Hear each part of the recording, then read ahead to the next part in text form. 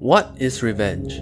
Google defines it as the action of hurting or harming someone in return for an injury or wrong suffered at their hands.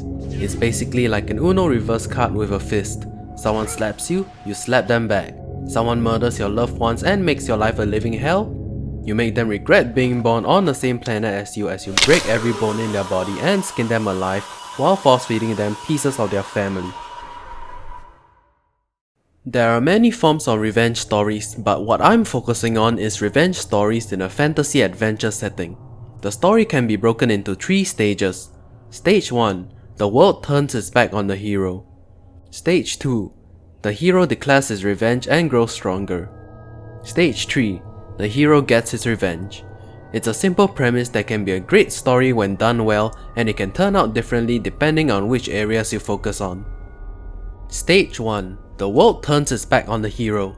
To start off a revenge story, the mangaka has to make the audience and the hero hate someone, utterly despise the living shit out of the antagonist, so when their downfall comes, it's sweeter than anything in the world.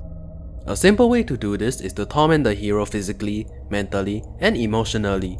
Torturing, lying, and manipulating the hero is a simple way to do it, but a better way to do this is to harm someone close to the hero. Make them watch helplessly as their loved one gets violated, gutted, and killed. This is the golden ticket method to get your ass handed back to you, well seasoned and seared to a perfect medium rare. Stage 2. The hero declares his revenge and grows stronger. How does the hero do that? By getting a harem, of course.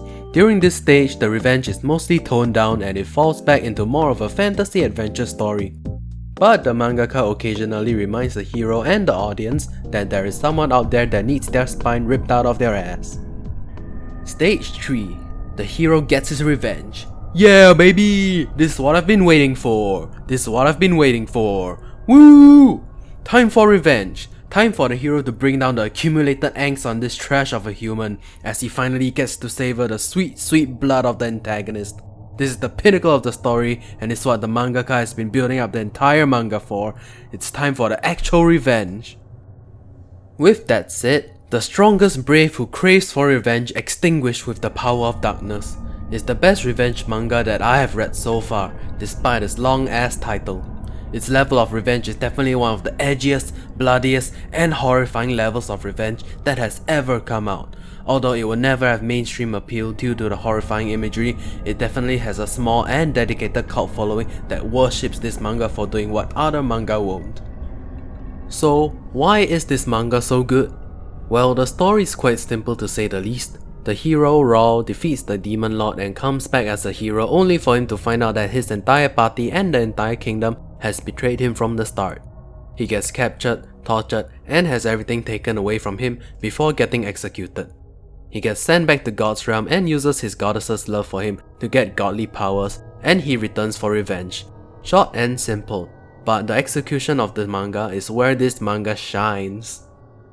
Referring back to the 3 stages I talked about before, they chose to focus on stage 1 and 3, which is undeniably the most important part of the revenge story, tossing away stage 2 as it has no reason to make a 100-chapter training montage. The loop the mangaka uses is to first establish the target of revenge and show us what he did to Raw in extreme detail. Once we despise the target, Raw manipulates the target and plays with him, slowly making him feel weak and powerless. Once the target is weakened physically, Raw moves on to psychological torment. He prevents them from fully giving up by giving them a chance of redemption. Survive this simple task and I will forgive you and give you freedom. We all know they're not gonna get out of this alive. Watching the target slowly scramble and fight for their lives is quite a spectacle to behold, like a dying animal driven to a corner fighting for any chance to escape. After finishing up, Raw then moves on to another target and it begins all over again. It seems you need an example. Alright then, spoilers and gore warning ahead. It starts off with a group of researchers hiding from Raw in their research facility, knowing that Raw is looking for them. The female scientist calls out one of the group members as Raw and revels in how intelligent she is as she drugged the other 2 group members to turn them into monsters to kill him. Turns out the other 2 group members are already dead, and she is all alone. We find out that she is responsible for creating all the poisons used to turn child soldiers into monsters by experimenting with children in horrific ways. She pleads for mercy, saying it's not her fault, as she was just following orders. Raul seemingly agrees, and the glint of hope in her eyes makes Raul ecstatic. For her punishment, she has to drink the poison she developed, and she has to create an antidote while the poison slowly degrades her body. She succeeds and creates an antidote and flexes her superior intellect at Raul, only for her to find out that she has to drink a poison for every death she caused.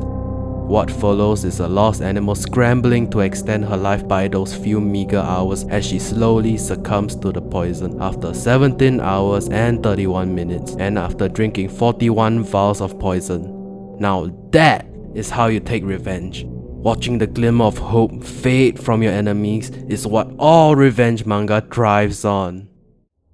The amazing illustrations of this manga really go into detail on how much the revenge targets suffered in Raul's hands before succumbing to their injuries, and the faces. Oh my god, the faces. Look at that face and tell me that is not the embodiment of a god. Look at how long his new toy will last in his grasp. The faces are what really sold me on the horror and ecstasy of getting revenge and being a revenge target. The glint of joy in their eyes as they grasp onto any hope of survival. The hollow look of pain and regret they show, knowing that they are not going to survive this encounter, and their final breath before going cold and lifeless is unholy yet amazingly fascinating. Now, I don't want to spoil any more of the gruesome ways that Raul dispatches everyone, so I'll leave the link in the description so you can go read it for yourselves. This manga is definitely a good addition to any manga library, as it is a good break from all the sugary rom-coms and generic isekai mangas. It lets you revel in the sweet, sweet glory of getting revenge on those whom you despise the most, and I highly recommend it to anyone that wants to feed their inner demons just a little bit more. Righto, what's going on here? Sir, I'm